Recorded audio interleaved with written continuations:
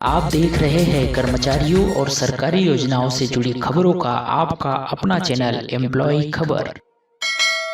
दोस्तों, एम्प्लॉय खबर चैनल की एक और नई वीडियो में आप सभी दोस्तों का फिर से एक बार स्वागत है। दोस्तों, ईपीएस 95 पेंशन धारकों के लिए यहां पर काफ़ी महत्वपूर्ण खबर निकल कर आ रही है। ईपीएस 95 पेंशन धारकों के साथ माननीय कमांडर अशोक राउत जी, एनएसी राष्ट्रीय संघर्ष समिति के राष्ट्रीय अध्यक्ष के द्वारा राष्ट्रीय स्तर पर जूम मीटिंग का आयोजन किया गया था। तो इस जूम मीटिंग में क्या क्या प्रमुख बातें यहाँ पर हुई है उसके बारे में आपसे यहाँ पर शार्ट में हम यहाँ पर आपको बताने वाले हैं। बाकी यदि आप विस्तार से इस सब बातों को जानना चाहते हैं तो इस जो पोस्ट आप वर्तमान में यहाँ स्क्रीन पर देख पा रहे होंगे, इसका लिंक हमने इस वीडियो के डिस्क्रिप्शन में दिया है, जिसमें कि ईपीएस 95 पेंशन धारकों के जो सुप्रीम कोर्ट में केस चल रहे हैं उनको लेकर भी यहाँ पर कमांडर अशोक राउत जी ने बड़े खुलासे यहाँ पर किए हैं कि किस तरह के घपले यहाँ पर किए जा रहे हैं। साथ में ही यहाँ पर जो अन्य समितियाँ भी ईपीएस 95 पेंशन धारकों के नाम पर यहाँ पर कार्यरत है, मजदूरों और पेंशनरों के साथ विश्वासघात किया जा रहा है, उसके बारे में भी उन्होंने यहाँ पर खुलकर चर्चा की है। तो आइए जान लेते हैं कुछ प्रमुख पॉइंट के बारे में कि क्या बातें इस जूम मीटिंग के माध्यम से यहाँ पर हुई है। बाकी अधिक जानकारी के लिए इस वीडियो के डिस्क्रिप्शन बॉक्स में इस पोस्ट का लिंक दिया है, उस पर क्लिक करके आप अधिक जानकारी ले सकते हैं। सबसे पहले तो उन्होंने जो राष्ट्रव्यापी अभियान यहाँ पर प्रधानमंत्री नरेंद्र मोदी जी तक अभी अपने सभी ईपीएस 95 पेंशन धारकों के द्वारा अपनी आवाज़ पहुँचाने के लिए जो चलाया जा रहा है, पेंशन धारक है उनके द्वारा पत्र के द्वारा, ईमेल के द्वारा या अन्य किसी सोशल मीडिया माध्यम के द्वारा प्रधानमंत्री नरेंद्र मोदी जी तक अपनी आवाज़ जरूर पहुंचाई जाए, उसके लिए निवेदन किया। जब मीटिंग यहां पर आरंभ हुई तो सबसे पहले उन्होंने यहां पर भूतपूर्व माननीय राष्ट्रपति महोदय प्रणब मुखर्जी जी को श्रद्धांजलि सुमन यहां पर अर्पित किए।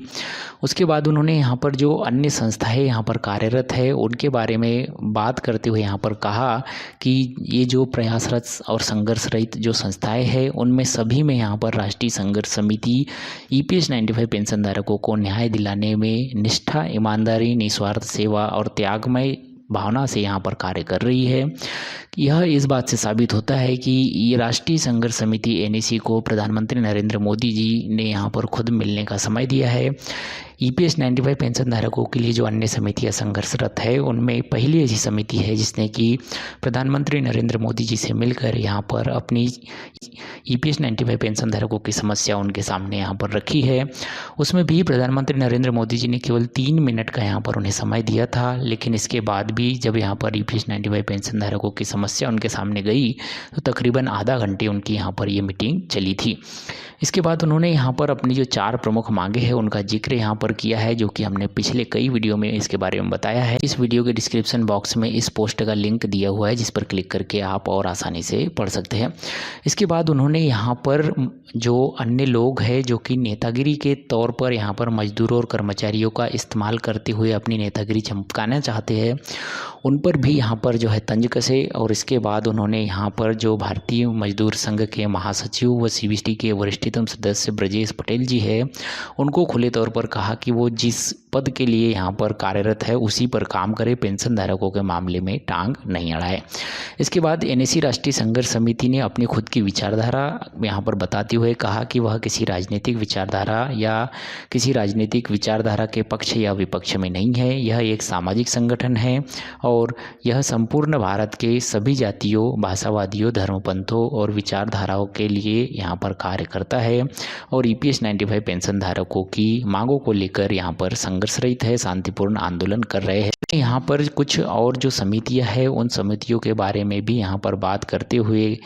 कहा कि कई समितियां ऐसी है जो नहीं चाहती है कि यहाँ पर ईपीएस 95 पेंशन धारकों की मांग एनएसी राष्ट्रीय संघर्ष समिति के बैनर तले पूरे हो।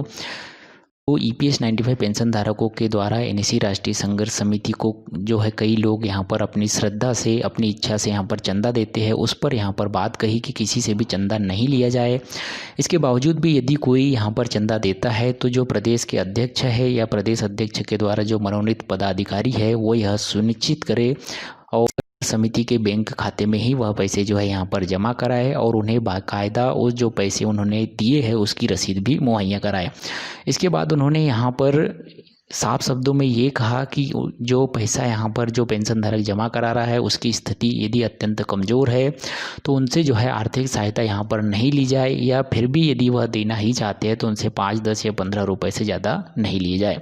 इसके बाद उन्होंने सुप्रीम कोर्ट में चल रहे मामलों को लेकर बड़ा खुलासा यहाँ पर किया और बताया कि जो सुप्रीम कोर्ट में जो मामले चल रहे हैं उसको लेकर कुछ लोग यहाँ पर किस तरह से ठगी कर रहे हैं, किस तरह से पैसे कमाने का काम यहाँ पर कर रहे हैं। मोटे तौर पर कैलकुलेशन करते हुए उन्होंने यहाँ पर बताया कि तकरीबन 66,000 लोगों से कोर्ट में केस के नाम पर 3,000 रुपये से लेकर 10,000 रुपये तक यहाँ पर वसूले गए हैं, जिसका यदि एवरेज निकाला जाए तो तकरीबन 5,000 रुपये प्रति पेंशनर यहाँ पर बैठता है, जिस हिसाब से तकरीबन 33 करोड़ रुपए यहाँ पर पेंशनधारकों